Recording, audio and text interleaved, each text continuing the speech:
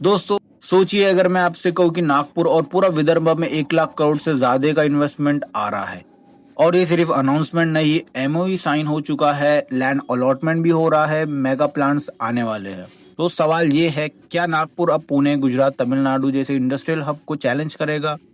क्या ये टाइम है नागपुर में प्लॉट्स और फ्लैट लेने का? आज की वीडियो में हम सब ब्रेक डाउन करेंगे एडवांटेजेस विदर्भ सबमिट का बिगेस्ट प्रोजेक्ट और समझते हैं इसका डायरेक्ट इम्पैक्ट रियल एस्टेट पे क्या पड़ेगा। एडवांटेज विदर्भ, 1 लाख करोड़ का इन्वेस्टमेंट। ये जो बिजनेस सबमिट चल रहा है एडवांटेज विदर्भ, उनके फर्स्ट डे पर ही 27,500 करोड़ का एमओयू साइन हो चुका है। टोटल एक्सपेक्टेड है इन्वेस्टमेंट 1 लाख करोड़ के आसपास बताया जा रहा है। इस सबमिट को इनोग्रेट किया नितिन गडकरी जी और सीएम देवेंद्र फडणवीस जी ने। स्पेशल फोकस था Gadchiroli steel hub, automobile manufacturing, energy, renewable energy, logistic and export infrastructure. अब एक एक करके देखते हैं बिगेस्ट अनाउंसमेंट। सबसे बड़ा इन्वेस्टमेंट महिंद्रा एंड महिंद्रा का 15,000 करोड़ का इन्वेस्टमेंट। नागपुर में 1,500 एकड़ पर mega automobile and tractor manufacturing plant आएगा और छत्रपति संभाजी नगर में 150 एकड़ सप्लायर पार्क ऑलरेडी है। Producing capacity 5 lakh vehicle per year, 1 lakh tractors annually, thousands of direct jobs और 2028 तक प्लांट ऑपरेशनल भी। ये महिंद्रा का सबसे बड़ा इंटीग्रेटेड मैन्युफैक्चरिंग फैसिलिटीज होगा और सबसे इम्पोर्टेंट बात, नेक्स्ट जनरेशन ईवी व्हीकल भी बनाएगा। अब सोचिए ऑटोमोबाइल सेक्टर पे एक बड़ा प्लांट, यूजुअली पुणे, चेन्नई, गुजरात में भी, अब नागपुर भी लिस्ट में आ गया है। इसका मतलब क्या है? स्किल्ड वर्कफोर्स डिमांड बढ़ेगी, रेंटल हाउसिंग डिमांड बढ़ेगी, इंडस्ट्रियल प्लॉट्स के रेट भी बढ़ेंगे, रेसिडेंशियल फ्लैट की डिमांड ग्रो करेगी। नागपुर बिगिन India's geographical centre, logistic cost कम पड़ेगा, Samruddhi expressway, strong railway connectivity, central location, ये सब महिंद्रा को अट्रैक्ट करने का मेजर रीजन था। EV and German investment, 6,000 plus jobs. Next biggest update, German company के साथ में 2,500 करोड़ का एमओयू साइन। नागपुर में इलेक्ट्रिक 3 व्हीलर प्लांट्स आएगा, गीगा कास्टिंग टेक्नोलॉजी यूज होंगी, साथ में R&D सेंटर भी होगा। एक्सपेक्टेड इम्पैक्ट है कि 6,000 डायरेक्ट जॉब्स, 10,000 इनडायरेक्ट जॉब्स और 80% एक्सपोर्ट ओरिएंटेशन।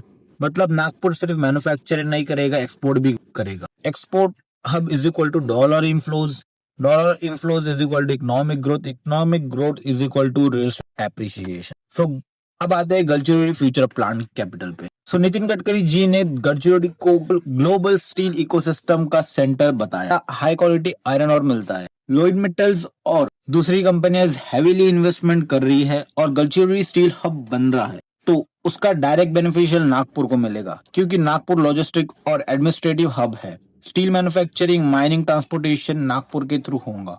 इसका मतलब इंडस्ट्रियल कॉरिडोर्स डेवलप होगा। फिर आते हैं river linking plus agriculture boost. Devendra Fadnavis ji ने वंगंगा और नीलगंगा रिवर लिंकिंग प्रोजेक्ट को भी पुश किया। इंटीग्रेशन इंप्रूव होगा, फूड प्रोसेसिंग इंडस्ट्रियल आएगी और एग्रो बेस्ड इंफ्रास्ट्रक्चर ग्रो करेगी। एग्रीकल्चर स्ट्रॉन्ग होता है तो रूरल इनकम बढ़ जाएगी, रूरल से अर्बन मिग्रेशन भी बढ़ेगा, हाउसिंग डिमांड ऑटोमेटिकली ग्रो करेगी। फिर आते हैं Adani group mega energy and logistic push. Adani group ने भी विदर्भ में लॉन्ग टर्म इन्वेस्टमेंट कर रहा है। Energy, mining, logistic, aviation, multi sector में entry. Key projects, coal gasification project 7,000 plus crore का, downstream derivation project 7,000 crore scale, 6,600 MW power supply commitment, container deployed in 75 acres. Vidarbha का logistic hub development, logistic cost कम होंगी तो industrial और attract होंगी, energy reliable होगा तो मैन्युफैक्चरिंग स्टेबल होगी और जब ये सब होता है तो रियल एस्टेट बूम होता है। सो रियल एस्टेट के एंगल से व्हाई इन्वेस्टर्स शुड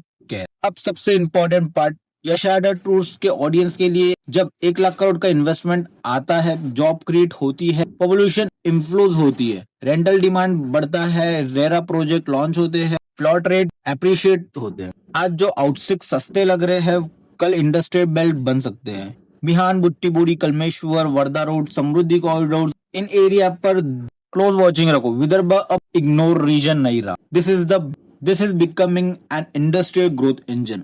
आपका क्या ओपिनियन है? क्या नागपुर नेक्स्ट पुणे बन सकता है? कमेंट में जरूर बताइएगा। चैनल को सब्सक्राइब कीजिए, बेल आइकन को जरूर दबाइएगा और मिलते हैं अपन नेक्स्ट पावरफुल नागपुर के अपडेट के साथ में। तो तब तक के लिए गुड बाय।